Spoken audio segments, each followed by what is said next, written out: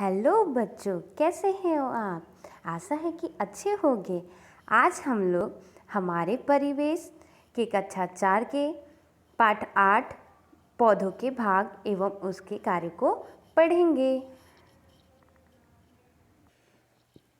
हम लोग जानते हैं कि हमारे वातावरण में, हमारे आसपास, हमारे घर के आसपास ढेर सारे पेड़ पौधे पाए जाते हैं, जिसमें कुछ बड़े होते हैं, कुछ बहुत छोटे, और उनकी तने, शाखाएं, पत्तियां सब अलग अलग होते हैं। और उनके तने, किसी पौधों के तने एकदम मजबूत और कठोर होते हैं, कुछ के कोमल और नरम। तो इस तरीके से कोमल और मजबूत तने वाले आप पौधों को यहाँ पे आप लोग लिख सकते हैं। इसके आगे हम लोग पढ़ते हैं अब पौधों के भाग। ये आप यहाँ पे एक पौधा देख रहे हैं। इस पौधे के कौन कौन से भाग हैं, जैसे कि यहाँ पे फूल है, फल है, पत्ती है, तना है, मिट्टी की सतह और जड़ है। इसको हम लोग बड़े रूप में देखते हैं। ये है हमारा सरसों का पौधा। इसमें देख सकते हैं आप, सबसे नीचे होती है जड़। ये जड़ है, ये जड़ है। क्या है ये? जड़। और इसमें बहुत सारे देखिए रोमकूप निकले हुए हैं। इनसे ही वो रोमकूपों से ये जल को ग्रहण करते हैं। और ये हमारा जब पौधा देखेंगे तो ये अपना इतना मिट्टी के अंदर रहता है। मिट्टी के अंदर रहकर ये मिट्टी से जल को और फिर पोषक तत्वों को, जितने भी पोषक तत्व होते हैं, जितनी आवश्यक होते हैं पोषक तत्व, उनको ये यहाँ से इन जड़ के माध्यमों से ये खींचते हैं। और इसके बाद इसके ऊपर स्थित होता है तना। जहाँ ये हाथ है, ये होता है तना। तने के माध्यम से इसमें पतली पतली नलिकाएं होती हैं। इन नलिकाओं के माध्यम से ही जड़ से होते हुए पानी, जो जल होता है, जल, वो पानी ऊपर जाता है और इन पत्तियों में, इन सब जगहों पे जाता है। ये तना हो गया। इसके बाद ये हैं पत्तियाँ। ये सब जो दिख रही हैं हरी हरी, ये हैं पत्तियाँ। और पत्तियों में होता है क्लोरोफिल। क्लोरोफिल के कारण ही ये जो पत्तियाँ हैं वो हरी दिखती हैं। इसके बाद ये हो गया पौधे का पत्तियाँ। अब ये हो गए इसके फूल। ये पौधों में जो होता है, ये इसमें तो ये सरसों का पौधा है, तो सरसों के पौधे में जो फूल है ये पीले रंग के हैं। और इसी में ही देखेंगे वो कुछ छोटे छोटे, यहाँ पे आप देख सकते हैं, ये इसके फल हैं, इस पौधे के, जो सरसों का पौधा का ये फल है ये। तो इस तरीके से हमारा ये जो पूरा पेड़ है ये इस प्रकार से है।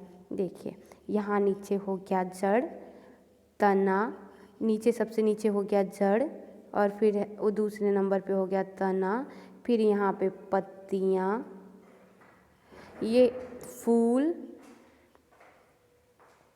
और यहाँ पे कुछ इसके फल। इस तरीके से ये पौधों के पार्ट हो गए।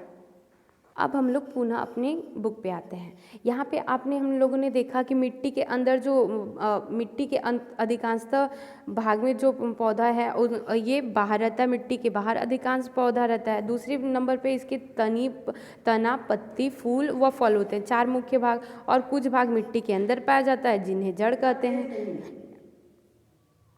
अब हम पुनः इसके विभिन्न भागों के, पौधों के भागों को, रचना एवं कार्यों को पढ़ेंगे। तो सबसे पहला है जड़। जड़ जो है भूमि के नीचे पाई जाती हैं। हम लोगों ने देखा था कि वो जो पौधा था वो ऊपर था और उसके नीचे ये जड़ था। ये है हमारा जड़। क्या है? ये हमारा जड़ है। यहाँ से ये मिट्टी के भाग में, मतलब यहाँ से ये मिट्टी के अंदर रहता है। ये मान लीजिए मिट्टी है, ये आपके ये जड़ है, और इसमें पतली पतली सिराएं हैं। इसके माध्यम से ये भोजन और फिर जल वगैरह, पोषक तत्व वगैरह खींचता है पौधा इस जड़ के माध्यम से। जड़ के मुख्यतः 2 प्रमुख कार्य हैं। पहला तो ये कि ये जड़ ही जो है वो पौधे को मिट्टी से या ज़मीन से जोड़े रखता है। यदि ये जड़ नहीं होता तो पौधे गिर जाते हैं। आप लोगों ने देखा होगा कि आंधी वगैरह आती है तो ये पौधे इसलिए गिर भी जाते यदि इसकी जड़ इसे न रोके रहती। और दूसरा काम क्या था? दूसरा काम यह था कि इनको भोजन, जल, पानी सब कुछ देना जड़ का कार्य होता है। जड़ भूमि के नीचे पाई जाती है और इसमें छोटे छोटे रोंवे होते हैं जिन्हें मूल रोम कहते हैं। और जड़ पौधे की नींव भी होती है। और यदि किसी पौधे को मिट्टी से बाहर निकालना होता है तो हमें ताकत लगानी होती है, क्योंकि ये जड़ ही मिट्टी के नीचे पौधे को मजबूती से जमाए रखती हैं। मूल रोम द्वारा ये मिट्टी से जल और पोषक तत्व अवशोषित करती हैं। ये जड़ का मुख्य कार्य है जो हम लोगों ने अभी इसके पहले ही देख लिया था। अब यहाँ पे देख सकते हैं आप लोग, ये जड़ है और जड़ का पहला कार्य क्या था? मिट्टी से जल और पोषक तत्वों को अवशोषित करना। दूसरा, जड़ पौधे को भूमि में जमाए रखती है। जड़ के भी कई प्रकार होते हैं। कुछ जड़ जो हैं वो सिर्फ मतलब अवशोषित करते हैं जल वगैरह को, और कुछ ऐसे होते हैं जो अपने जड़ में ही भोजन को संचित कर लेते हैं, जैसे कि आपका गाजर, शलजम और ये मूली, ये सब जो है ये जड़ में ही भोजन को संचित कर लेते हैं। इसके अलावा बरगद के पेड़ में जो लटकन होती है वो उनको सहारा देने वाली जड़ें होती हैं, जैसे कि आप इस चित्र में देख सकते हैं। ये यहाँ पे लटके हुए जितने हैं ये जड़ हैं सारे, और ये इस बड़े से बरगद को सहारा देती हैं। इसके अलावा मनी प्लांट के पौधों का तना कोमल और लचीला होता है और इसके तने से ही अनेक स्थान पर जड़ें निकलती हैं जो इसे ऊपर चढ़ने में सहायता देती हैं। ये तो हम लोगों ने अभी तक जितना देखा वो जड़ था। अब हम लोग भाग दूसरे पर चलते हैं, तने पे। ये है हमारा तना। इस भाग को क्या बोलते हैं? तना। तना जो होता है वो इसमें पाइप की तरह होता है और पाइप से ही ऊपर जड़ से शुरुआत होती है, जल वगैरह पोषक तत्व वगैरह ऊपर जाता है। इसके बीच में पतली पतली नलिकाएं होते हैं। मान लीजिए एक पाइप की तरह नलिकाएं होती हैं और इसी से भोजन वगैरह पत्तियों तक, फूलों तक सब जगह पहुंचता है। तो ये एक महत्वपूर्ण भाग है और ये पौधे को सीधा खड़ा रहने में भी मदद देता है। तने को स्टेम भी बोलते हैं और तना जमीन के ऊपर पाया जाने वाला पौधे का मुख्य भाग है। इनसे ही शाखाएं निकलती हैं और इन्हीं शाखाओं पर पत्तियां, फूल और फल लगते हैं। और तने के अंदर छोटी छोटी नलिकाएं होती हैं जिससे पानी वगैरह ऊपर जाता है। तो अब जानते हैं हम लोग तने के क्या क्या कार्य हैं। तो सबसे पहला तने का कार्य है, तना पौधे को सीधा रखता है। जैसे ये तना पौधे को सीधा रखता है। और दूसरा कार्य क्या है?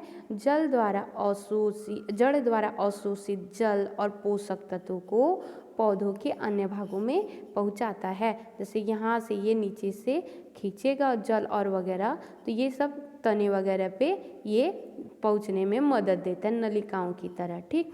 और तीसरा है, पौधों के शाखाओं को सहारा देने के लिए ये जो शाखाएं निकलती हैं यहाँ पे, इन सबको वो सहारा देता है। और पत्तियों द्वारा बनाए गए भोजन को पौधों के विभिन्न भागों में पहुँचाता है। मान लीजिए ये पेड़ है तो यहाँ पे जब पत्तियाँ खाना बनाती हैं तो वापस विभिन्न भागों में पहुँचाने का काम भी ये तना ही करता है, क्योंकि इसमें नलिकाएं बनी होती हैं। तो इस तरीके से तना बहुत ही महत्वपूर्ण भाग है और इसके मुख्यतः 4 कार्य थे जो हम लोगों ने यहाँ पे देख लिए।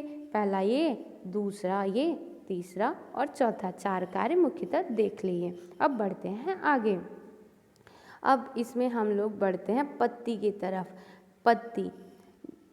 पत्ती भूमि के ऊपर पाए जाने पौधे के भाग का महत्वपूर्ण भाग होता है। पौधे की शाखाओं पर पत्तियां लगी रहती हैं। अधिकांश पौधों की पत्तियां हरे रंग की होती हैं। पत्तियों का रंग पर्णहरित यानी क्लोरोफिल क्लोरोफिल नामक वर्णन के कारण होता है।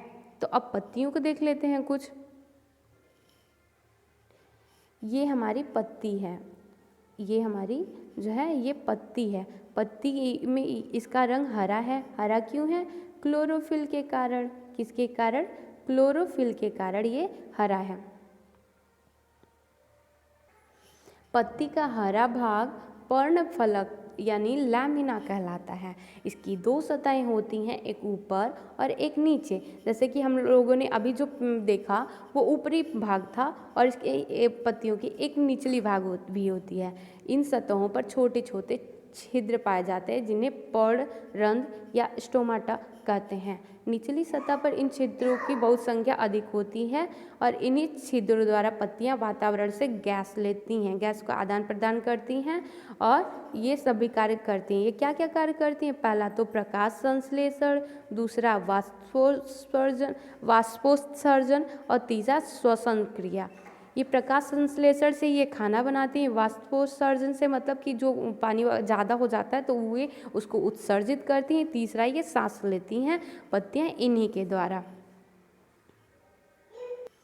यहाँ पे ये देख सकते हैं कि ये ऊपरी सतह है पत्ती की, और इसमें भी छोटे छोटे रंध्र होते हैं यदि आप इसको माइक्रोस्कोप से देखेंगे। ये पत्तियों की निचली सतह है। इसमें आप देख सकते हैं छोटे छोटे रंध्र बने होते हैं जो कि इनको खाना बनाने में मदद करते हैं। पौधों को छोटे छोटे इसमें रंध्र होते हैं, इसे ही पर्णरंध्र कहा जाता है। ये यहाँ पे पर्णरंध्र है, आप इसको देख सकते हैं। जब बड़ा करने पर माइक्रोस्कोप से देखा जाएगा तो ये पर्णरंध्र इस प्रकार से होते हैं। इसी से आपका वाष्पोत्सर्जन होता है, और श्वसन क्रिया भी इसी के द्वारा होती है। तो आज हम लोगों ने क्या क्या पढ़ा? तो आज हम लोगों ने पढ़ा पौधों के भाग एवं कार्य। तो आपके लिए कुछ अभी